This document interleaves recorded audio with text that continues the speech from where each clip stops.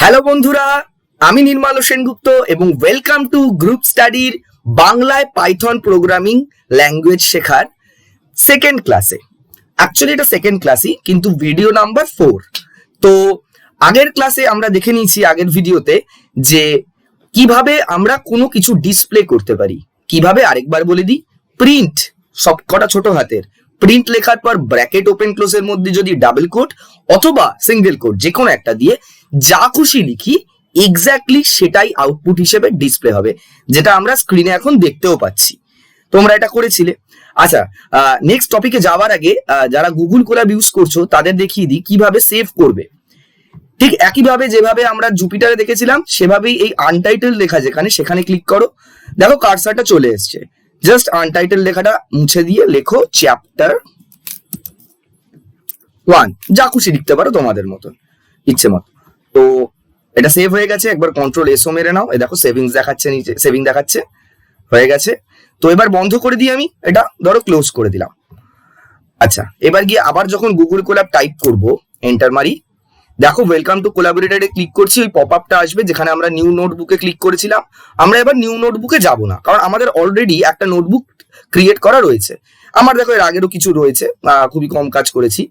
এই দেখো চ্যাপ্টার 1। তো আমরা এই চ্যাপ্টার 1টাতে যদি ক্লিক করি, দেখো তার পরের ট্যাবে আমরা যেটা করেছিলাম, যেটা সেভ ছিল, ঠিক সেই জায়গা থেকে কিন্তু শুরু হবে। জাস্ট এই কানেক্টিংটাতে একবার ক্লিক করে নিও। আমাদের এই দুটো শেল হয়ে গেছে। আমরা প্লাস কোড করে থার্ড শেলে চলে গিয়ে নেক্সট প্রোগ্রাম করব। আমাদের কিন্তু নোটবুক রেডি। দেখো র্যাম আর ডিস্ক দিয়ে এই রাইট ক্লিকটা, রাইট চিহ্নটা দিয়ে দিয়েছে। ঠিক এইভাবেই আমরা গুগল কোল্যাবেও একইভাবে সেভ করতে পারি।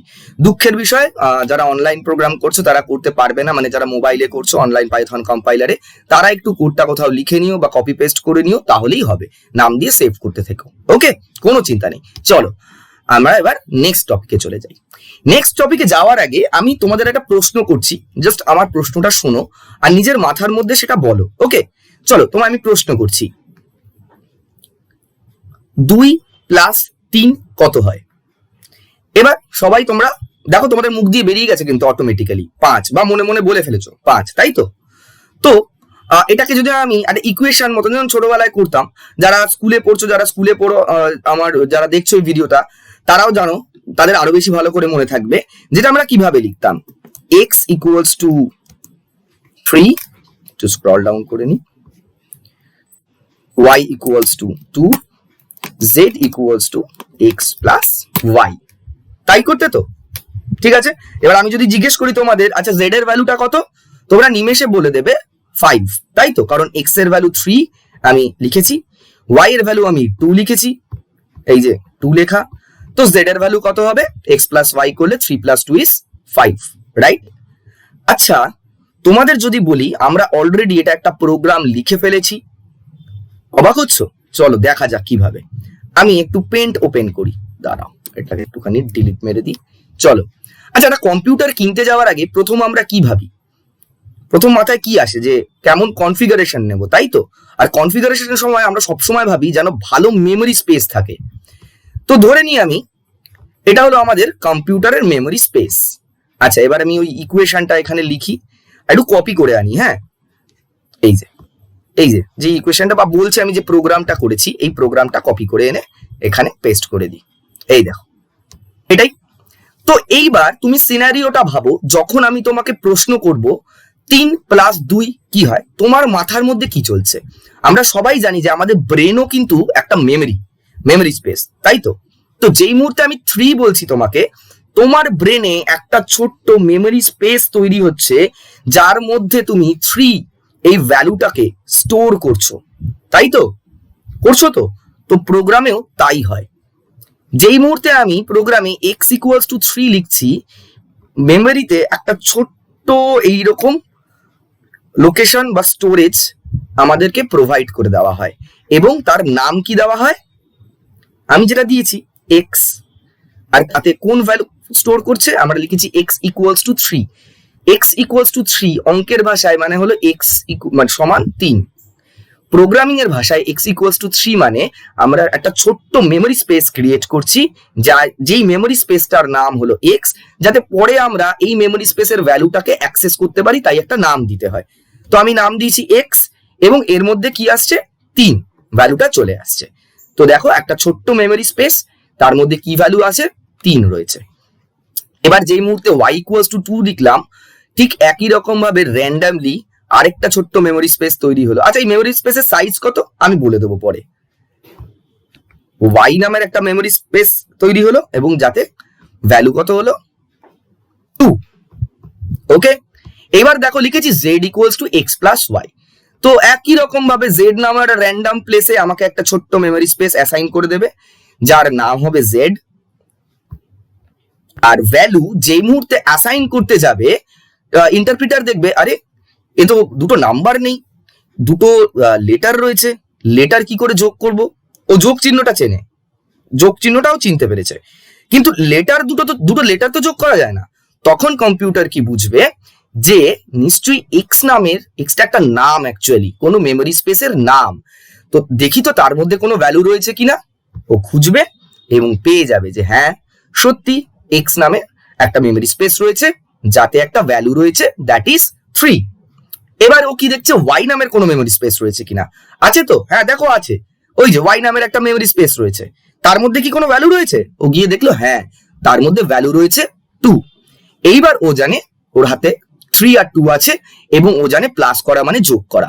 ও 3 প্লাস 2 করলো, তাহলে এখন অ্যাকচুয়ালি z ইকুয়ালস টু কি হয়ে আছে 5। তো এইবার ভ্যালুটা পেয়ে গেছে ও, এবার ও z এর মধ্যে 5টা লিখে দেবে। হয়ে গেল। এইভাবেই আমরা দুটো সংখ্যাকে প্রোগ্রামিং এর সাহায্যে যোগ করতে পারি। কিন্তু আমি যদি বলি প্রোগ্রাম এখনো কমপ্লিট হয়নি, কেন? ধরো আমি তোমাকে জিজ্ঞেস করলাম x equals to 3, z equals two y equals to 2, z equals to x plus y হলে z এর ভ্যালু কত? তুমি মনে মনে যোগ করে z এর ভ্যালু পেয়ে গেলে 5 এবং আমাকে না বলে চলে গেলে। তাহলে কি আমি আউটপুট পেলাম? না, পেলাম না। ঠিক এখানেও কিন্তু তাই হয়েছে, x এর ভ্যালু দিয়েছি, y এর ভ্যালু দিয়েছি, z equals to x plus y বলেছি, z এর মধ্যে আমার 5 রয়েছে, কিন্তু কম্পিউটার এখনো বলেনি, প্রোগ্রামটা এখনো আমাকে বলেনি যে এর অ্যান্সার কত হবে, তাই তো। আচ্ছা, কম্পিউটার কি দিয়ে বলে মনে পড়েছে এর আগের ভিডিওটা? এক্স্যাক্টলি, কম্পিউটার বলে প্রিন্ট দিয়ে। আচ্ছা, এই প্রিন্ট একটা ফাংশন, ফাংশন কি আমরা এখনো জানি না, তো ছেড়ে দিই আপাতত। জেনে রাখি প্রিন্ট একটা কিওয়ার্ড বা একটা শব্দ, যেটা দিয়ে আমরা কম্পিউটারকে কিছু আউটপুট শো করাবো। তো আমি কি লিখবো? Print bracket open close, double quote বা single quote open close, Z. এবার রান করব। দেখো জেড আসছে, কিন্তু আমাদের তো 5 পাওয়ার কথা। কেন জেড আসছে? তার কারণ আগের ভিডিওতেই বলেছি যে ডাবল কোটের মধ্যে আমরা যা খুশি লিখি, যা খুশি, যে কোনো শব্দ বা যে কোনো লেটার, ঠিক সেটাই প্রিন্ট হবে। কিন্তু এই প্রোগ্রামে তো আমি জেড লেটারটা প্রিন্ট করতে চাইছি না। আমাকে বোঝাতে হবে ইন্টারপ্রিটারকে যে জেড কোনো লেটার নয়, জেড একটা মেমোরি স্পেসের নাম। এই মেমোরি স্পেসের মধ্যে যে ভ্যালুটা রয়েছে সেটা আমাকে দাও। তাহলে কি করলে আমি পাবো বলো দেখি? আমি তো চাই না জেড প্রিন্ট করাতে, তাহলে ভ্যালুটা কি করে প্রিন্ট করব ভাবো। ঠিক, আমরা এই ক্ষেত্রে কোটেশন দেব না। যখন আমি কোনো স্টেটমেন্ট এক্স্যাক্টলি আমি যেটা চাই আউটপুট দেখতে সেটাই দিতে চাই, তখন ডাবল কোট দেব। আর যখন সেটা কোনো মেমোরি স্পেসের নাম, তখন আর সেটার ভ্যালু আমার চাই, তখন আমি ডাবল কোট দেব না। এবার রান করি, দেখো দেখো আমার উত্তর চলে এসছে 5। তাহলে আমরা কিন্তু এই ভিডিওতে আরেকটা প্রোগ্রাম করে ফেললাম, যেখানে আমরা দুটো সংখ্যাকে যোগ করতে পারি। এইবার তুমি এখানে যা খুশি সংখ্যা দাও, তুমি রান করার সাথে সাথে তার উত্তরটা উইদিন মাইক্রো সেকেন্ডস আমাদের প্রোগ্রাম ডিসপ্লে করে দেবে। ঠিক আছে? এবার তোমাদের কারণ মাথায় আসতে পারে, আচ্ছা আমি যদি দুটোই চাই, দুটো একসঙ্গে চাই, ধরো এটাই আমি 3275 খালি চাই না দেখতে, আমি চাই এরকম দেখতে, দ্য রেজাল্ট ইজ এত, এই সংখ্যাটা, যে দুটো সংখ্যার যোগফল হবে। এবার দেখো দ্য রেজাল্ট ইজ যদি আমাকে প্রিন্ট করতে হয়, এটা তো আমি এক্স্যাক্টলি এটাই চাইছি, এটাকে তো আমাকে ডাবল কোটের মধ্যে রাখতে হবে। তো ঠিক আছে, রাখি দ্য রেজাল্ট ইজ, তাই তো। এইবার দ্য রেজাল্ট ইজ তো লেখা হয়ে গেছে, আমি যদি স্পেস দিয়ে জেড লিখি তাহলে তো রান করলে আবার দ্য রেজাল্ট ইজ জেড চলে আসবে, সেই ডাবল কোটের মধ্যে যা রাখবো তাই। কিন্তু জেডটা তো আমি চাই না, জেড এর আমি ভ্যালুটা চাই। তো কি করতে হবে? হ্যাঁ, আমি জেডটাকে বাইরে রাখি, দ্য রেজাল্ট ইজটাকে ভেতরে রাখি ডাবল কোটের। দেখো যেটাই আমি ডাবল কোটের মধ্যে রাখবো সেটা দেখো রং চেঞ্জ হয়ে লাল হয়ে যাবে, একটা অন্য কালার চলে আসবে, আর কোটেশনের বাইরে রাখলে সেটা ব্ল্যাক থেকে যাবে। হয়ে গেছে, কিন্তু একটাই জিনিস বাকি আছে।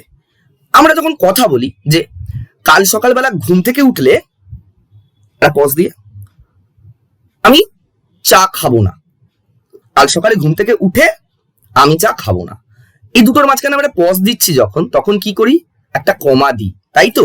ল্যাঙ্গুয়েজের ক্ষেত্রেও তাই, দুটো আলাদা জিনিস তো, একটা হলো স্টেটমেন্ট আর একটা হলো একটা মেমোরি স্পেসের নাম। তো এই দুটোর মাঝখানে আমি একটা কমা দিয়ে দেবো, তাহলেই দেখো আমরা এক্স্যাক্টলি যেটা চাইছি সেটা হয়ে যাবে। ঠিক আছে, বোঝা গেল তো? আমরা যতবার আমরা মানে এটা একবারই নয় যে একবারই স্টেটমেন্ট লিখতে পারি আর একবারই মেমোরি স্পেসের নাম দিতে পারি, আমরা একাধিকবার এটা করতে পারি। ধরো আমি এরকম দেখতে চাই, সামেশন অফ এক্স এর যেটা ভ্যালু এন্ড ওয়াই এর যেটা ভ্যালু ইজ যোগফলটা, এরকম ভাবে কি করতে পারি? অর্থাৎ আমি বলতে চাইছি দি সামেশন অফ 367 এন্ড 200 কতটা 2908 ইজ 3275, এভাবে কি করা পসিবল? হ্যাঁ, এভাবেও পসিবল। দেখো কিভাবে পসিবল হচ্ছে, একদম মন দিয়ে শোনো। প্রথমে আমি কি বললাম, দ্য সামেশন অফ, এটা একটা স্টেটমেন্ট, আমি লিখি দ্য সামেশন অফ। এবার দেখো আমি এক্স এর ভ্যালুটা ডিসপ্লে করতে চাই, যখন ভ্যালু ডিসপ্লে করতে চাইছি আমি ডাবল কোটের মধ্যে লিখতে পারবো না, আমি ডাবল কোট থেকে বেরোবো, একটা অন্য জিনিস তো, মানে একটা অন্য জিনিস যেটা হলো একটা মেমোরি স্পেসের নাম, তাহলে কি করতে হবে, আমাকে একটা কমা দিতে হবে, দিয়ে যে যার নামটা আমি যার ভ্যালুটা প্রিন্ট করতে চাই তার নামটা দিলাম এক্স। আচ্ছা এবার আমি কি বলছি, the summation of x and y, and তো আবার একটা স্টেটমেন্ট, একটা ওয়ার্ড, এক্স্যাক্টলি এন্ডটাই আমি চাই, তাহলে আবার আমায় কি করতে হবে, একটা কমা দিতে হবে, কারণ নতুন ধরনের জিনিস তৈরি হচ্ছে, মেমোরি স্পেস থেকে আবার স্টেটমেন্টে যাচ্ছি। তো আমি ডাবল কোটের মধ্যে লিখি এন্ড, এবার আবার কি ওয়াই ডিসপ্লে করতে চাইছি, তাই তো? ওয়াই এর ভ্যালুটা ডিসপ্লে করতে চাইছি, সেটা আবার আলাদা জিনিস, আবার আমি ডাবল কোট থেকে বেরিয়ে একটা কমা দিয়ে ওয়াই দিলাম। এবার কি ইজ আবার একটা স্টেটমেন্ট, আবার আলাদা জিনিস, আবার কমা দিই, ডাবল কোট ইজ। এবার অ্যান্সারটা চাইছি, অ্যান্সারটা আমার কোথায় আছে, জেড এ রয়েছে, তো আবার একটা কমা দেব, জেড। ভালো করে দেখো, এইবার দেখো আমি যদি এটা রান করি, দেখো এক্স্যাক্টলি আমি যেটা চাইছিলাম সেটাই প্রিন্ট হয়েছে, the summation of 367 and 2908 is 3275। এবার দেখো আমি যদি এটার ভ্যালুটা বদলে দিই,